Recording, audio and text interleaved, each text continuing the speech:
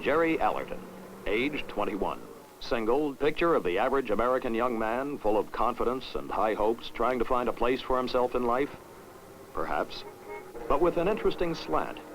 This young man at 21 already knows more about one of the most incredible and rapidly expanding new sciences of the space age, underwater sound, than most of us will learn in a lifetime. Jerry Allerton, Petty Officer, 2nd Class, U.S. Navy, Sonar Technician, Submariner.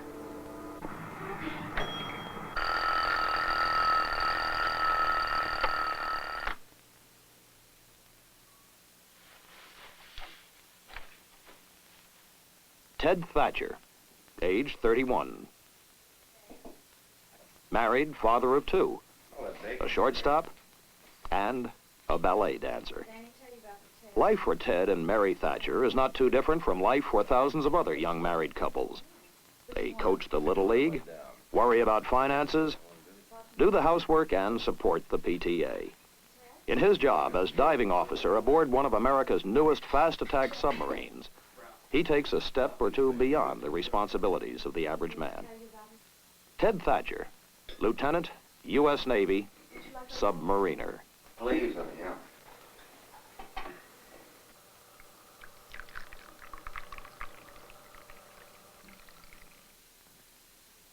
Steve Ferris, age 35, married with 3 children. Again, with interests and concerns like those of husbands and fathers everywhere. But unlike most men of 35, Steve Ferris, graduate of the United States Naval Academy, the U.S. Naval Submarine and Nuclear Power Schools, has a singular responsibility: the complete command of a $30 million fighting machine, a U.S. Navy submarine. Steve Ferris, Lieutenant Commander, U.S. Navy, Submariner.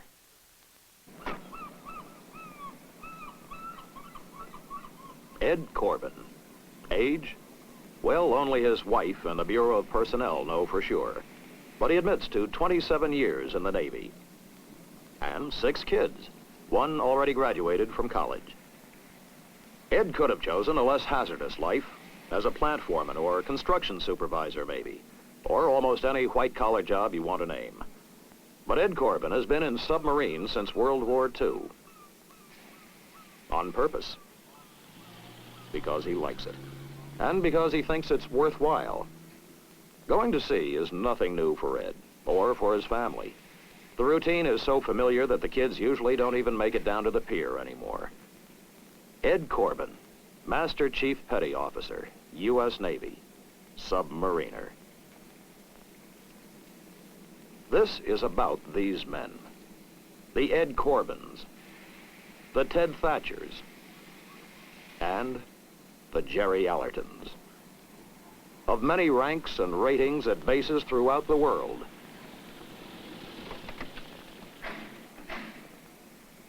And it is about the Steve Ferrises and those who shoulder the burden of command. It is about the modern United States Navy submarine, an awesome weapon system, a superior fighting machine created out of the expanding knowledge of today's modern technology. But more important, it's about the men upon whom the machine depends, the men who run it, guide it, and make it do its job.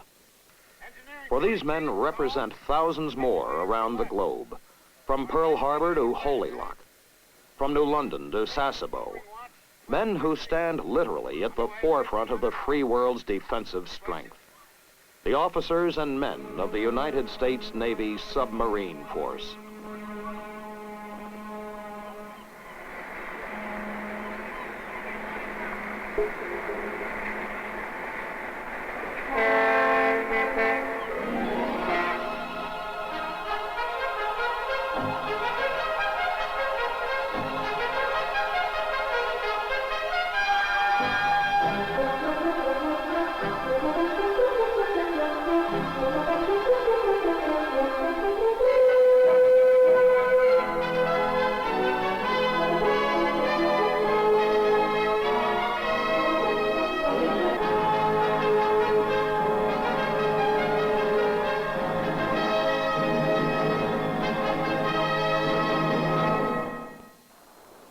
Today, with many eyes turned outward, toward the outer space away from Earth, some men have turned their attention toward an inner space beneath the surface of the seas. It is in that world of inner space where these men, the submariners, go to play a deadly serious 20th century game of cat and mouse. In the years since World War II, the rapid development of underwater technologies has thrust the submarine into the forefront of the naval balance of power. Submarines today are faster, better equipped, and have longer endurance than ever before. The ability of a would-be aggressor to cruise to within a few miles of America's shores makes the unfriendly submarine one of the greatest potential threats to our security. The result has been the establishment of ASW, Anti-Submarine Warfare, as a primary Navy mission, and the development of the U.S. submarine as the primary anti-submarine weapon. You are aboard one of the newest attack submarines in the U.S. Navy. Its assignment, to disappear beneath the surface of the sea, to proceed silently and undetected to its assigned location, and to patrol on station, where it will detect and, if necessary, destroy any unfriendly intruder. This is the new look of ASW. Submarine versus submarine. The quiet, tedious exercise of skill and patience. The solemn game of hide and seek, played out in the silence and the darkness of inner space. Mr. Thatcher, make preparations for diving. Aye, sir. Prepare the bridge for diving. Bridge control. Ship has been rigged for dive. Compensate check fine officer. Bridge aye. Bridge, this is Captain. I have the con. Bridge aye. Clear the bridge. Clear the bridge. Mr. Krieger, sound the diving alarm. Aye, sir. Control con. Dive. Dive. Dive.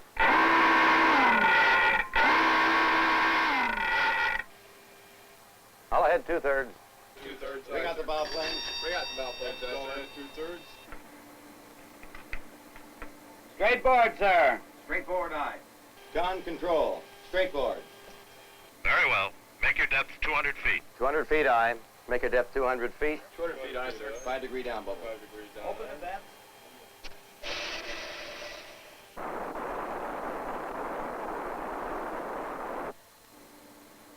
All compartments report condition normal on the dive, sir.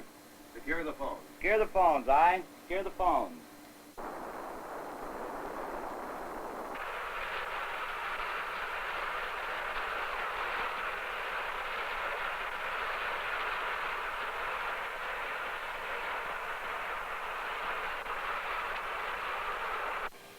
All right, ease your bubble. Keep my bubble line. Steady on depth 200. Stay on depth 200 feet, aye, sir. At 200 feet, sir. Mr. Krieger, take the con. The course is south, speed 3 knots, depth 200 feet. Course south, speed 3 knots, depth 200 feet. I have the con, sir. For all intents and purposes, we have disappeared. Once she descends below the surface, the submarine loses contact with the world above. She is cut off from the familiar means of surface communications by the opaque water around her. But that's the way the submarine wants it. For of all her weapons, the greatest is her stealth, her invisibility, her ability to move undetected wherever she wishes, extending naval power even into enemy-controlled waters, where air and surface forces cannot retain control. One invention has had a special role in vastly improving the submarine's underwater capability. This is sonar, the underwater eyes and ears of the submerged submarine, product of one of the most intensive development programs of the post-war years.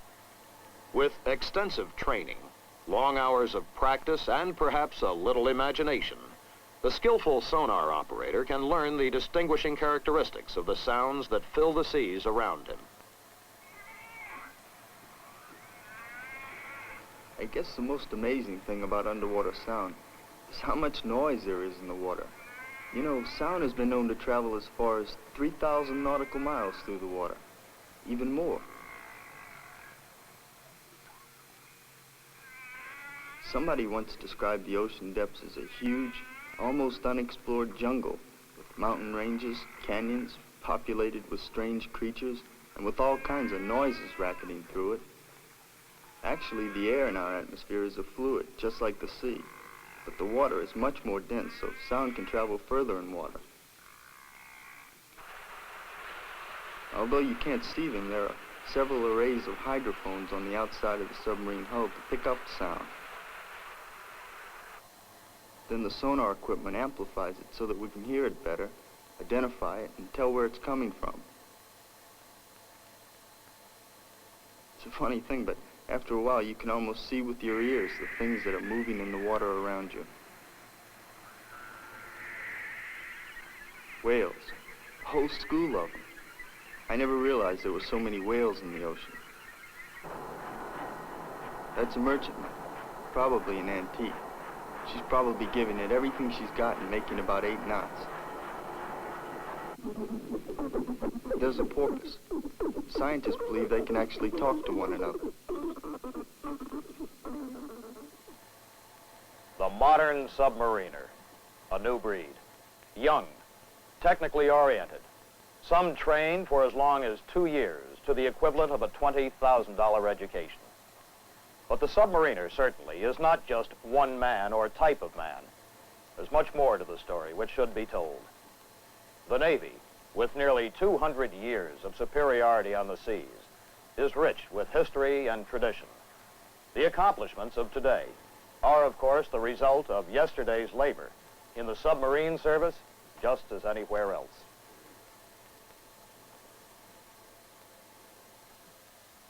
I can remember when I was a little kid, seeing movies of the USS Holland, first submarine ever commissioned by the U.S. Navy.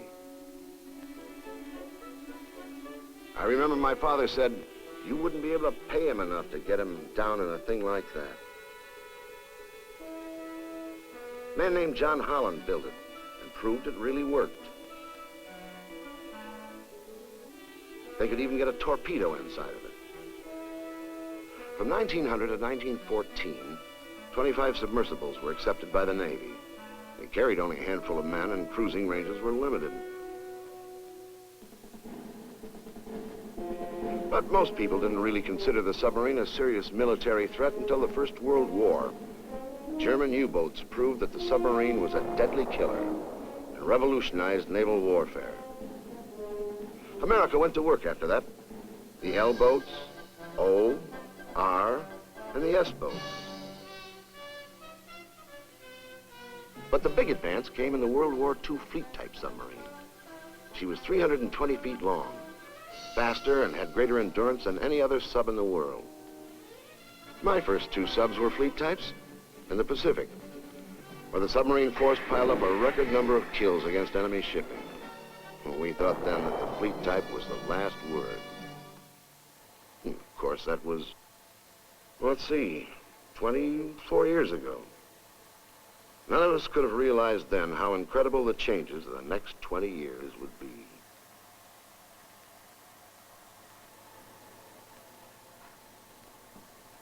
The changes in submarining in the years since the Second World War have indeed been incredible. First, the snorkel, then nuclear power and revolutionary new hull designs. In general, as improvements were made, the hulls got larger and roomier, and consideration was given to habitability during design and construction. It is not an oversimplification to say that the submariner's life, like anyone else's, is divided between eating, sleeping, and relaxing on the one hand, work on the other. It's just that his work is of a rather momentous nature, and a great deal of our future depends on how well he does it. Man battle station's torpedo. Man battle station's torpedo. It has been said that there is more science packed into a submarine per cubic inch than into any other warship. At no time does the full scientific and technological potential of the submarine come into play as it does during a fighting situation. Our submarine has been assigned to set up a designated zone of defense. This zone will be invaded by a submarine playing the role of a hostile intruder. Our mission? To discover his intrusion, pinpoint him, and simulate his destruction. Con sonar, I have a contact on the RO-80U, bearing 120, drawing right. At the call to battle stations, every job is taken over by the man best qualified to do it. The submarine comes to its peak fighting condition. At the con, the ship's commanding officer and his assistant approach officer. The diving officer, responsible for the submerged operation of the ship. Nearby, the fire control party, the fire control coordinator, and 3 fire control system operators. Their responsibility to solve the mathematical problem of determining the relative positions of own ship and target, and put the torpedoes on the right track to hit the target. The plotting party, supervised by the plot coordinator. Information received from sonar is applied to different plotting techniques in a multiple attempt to get an accurate solution of the target's course, range, and speed. Below in the torpedo room, weapons system personnel man their stations and prepare to ready the designated weapons for firing. The indicators on the weapon monitor panel keep the operator and the torpedo tube captains informed of the status of the entire fire control system and what is taking place above in the attack center. Con sonar, I now hold target bearing 125 in audible contact, evaluated as possible snorkeling submarine, designated Sierra 10. Very well, Sonar. Send bearings every minute and report when you can hold them in ATF. Sonar I, contact Sierra 10, now bearing 127 and closing. Make ready Mark 370 torpedoes in tubes 1 through 4. Aye, sir. Tubes forward, con. Make ready for Mark 370 torpedoes in tubes 1 through 4. Con attack. Mark 370 torpedoes are loaded in tubes 1 through 4. Con sonar, contact Sierra 10, bearing 129. Evaluated as definite snorkeling submarine. Am tracking in ATF. Very well, Sonar. Get a turn count on the contact. Sonar I. Plot. We'll make an approach against contact Sierra 10 bearing 130. He is a snorkeling submarine. I intend to fire 2 Mark 370 torpedoes. The tactics of a submarine attack are divided into 3 phases: contact, approach, and attack. The first phase is now complete. Already, we know quite a bit about our adversary. He is a diesel-electric powered boat, capable of running submerged on his batteries even more quietly than a nuclear sub. But his batteries eventually run down. He has been forced to come to surface to suck in air through his snorkel, to run his diesel motors and charge his batteries.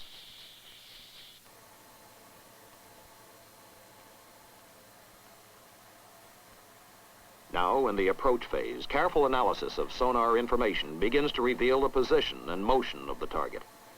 The plotting party and the fire control party, using the sonar measurements, begin to pinpoint a target they cannot even see. Slowly, as we move closer and closer to the target, the information is modified, refined, becomes more and more exact. As the solution begins to look good, the final settings are made in the torpedoes. Set medium speed, normal search pattern with running depth 60 feet. And the tubes are made ready for launching.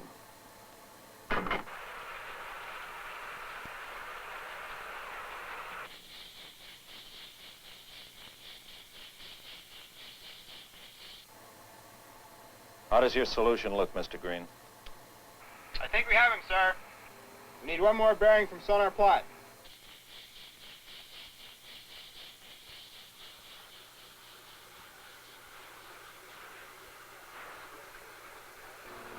Con sonar, contact has secured snorkeling.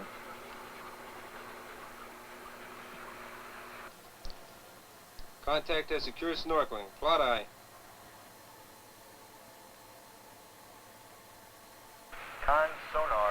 contact is cavitating.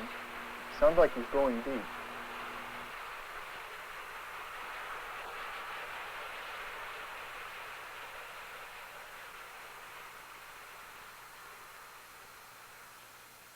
Sonar, contact has faded.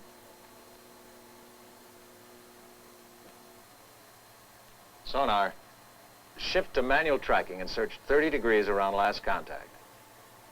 Sonar aye.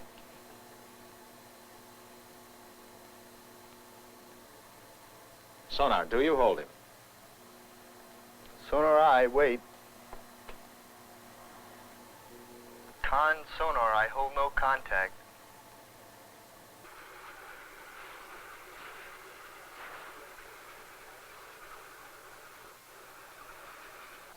Sonar holds no contact. Flat eye. All stop. Rig ship for ultra quiet. Aye, sir. All stop. Set condition ultra quiet. All stop aye. All stop. All stop. Answers all stop. Mr. Krieger, take the con. I'm going below. Aye, sir. I have the con.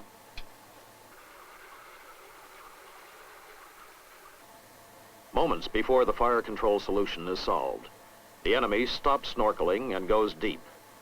Running on battery power, he is almost noiseless. Our strategy? Hover silently so that the enemy won't know we have heard him. Wait for him to give himself away. We picked him up here, snorkeling, Captain, and followed him to here. When he dove, he must have gone right ahead this way, Captain. He could be making a run for it here, Captain. He's got a full charge in his batteries. He may go deep and sneak by us. Right.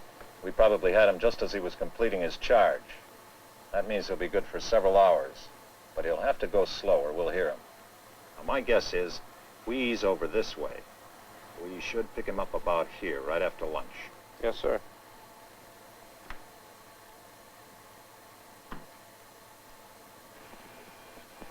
Mr. Thatcher, come right to 200 degrees and make your speed 3 knots. Aye, sir. And Mr. Thatcher, keep it quiet. Aye, sir. Right full rudder. Right full rudder. The rudder's right full. Maneuvering control. Increase turn slowly to 3 knots. Increase turn slowly to 3 knots. Maneuvering aye. Steady up on course 200. Steady course 200, helm aye. And now, what is the hardest part of all for some? The waiting. The careful, stealthy moving silently toward where the target possibly may be. The patient biding of time, however long it may take. Submarines used to be weapons of opportunity. They'd cruise around until they happened to find an enemy ship and then wade right in. Today we bide our time. The modern submarine, with its long-range ability and endurance, has become a weapon that chooses its opportunity. We wait to strike until we're sure where our target is.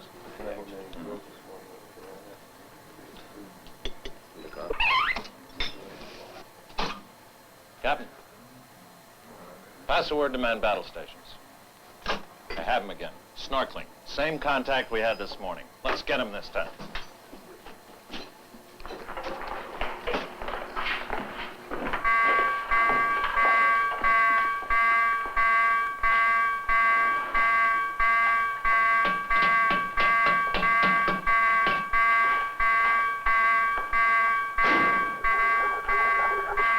How's your solution, Mr. Green? Looks good, sir. All tubes ready in all respects. Match sonar bearings and shoot. Set. Shoot. Fire one.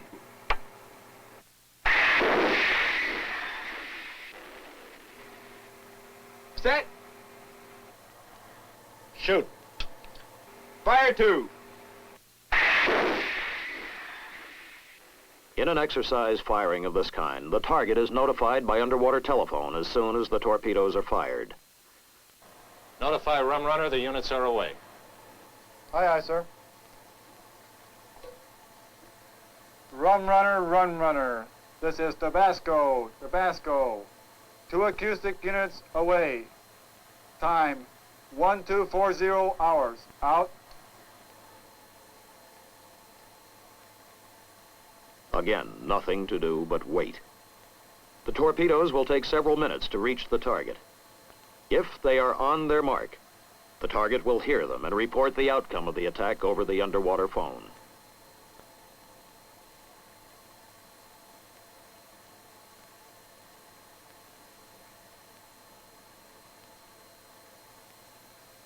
Tabasco, Tabasco, this is Rum Runner. Your units contacted on Sonar shut down at 12:48. We now have them sighted in our wake. Evaluate your firing successful. Rum Runner out.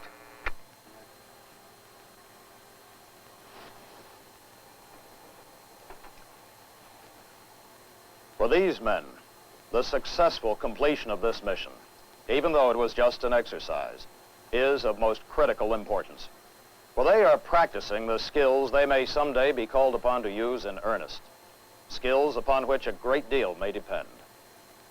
They are working in a new dimension, under a new discipline, and armed with a host of new technologies, which even the visionary builders of America's first submarine, the Holland, could never have imagined. Nuclear power, revolutionizer of naval strategy, giving birth to what had never been possible before, a true submarine, and the accessories which interlock to make the modern nuclear submarine the finest and most sophisticated weapon system in the fleet, the newest and finest sonar equipment, fire control systems computerized and automated, plus the silent propulsion systems and hydrodynamically streamlined new hull shapes, which provide stealth, speed, and maneuverability. And yet, it is important to remember, in all the sweep of technological advance which has brought these mechanical achievements into existence, that none of it can function without the man. The basic element of military capability, said a prominent naval officer, is man, individual man, with his personal dignity and his pride. No matter what machines, what weapons evolve, they will be the product of man. Man will maintain them, and above all, man must control them. Today, a new breed of forward-thinking men maintain that control over one of the most powerful and sophisticated weapon systems, which stands in defense of the free world. They are the Submariners.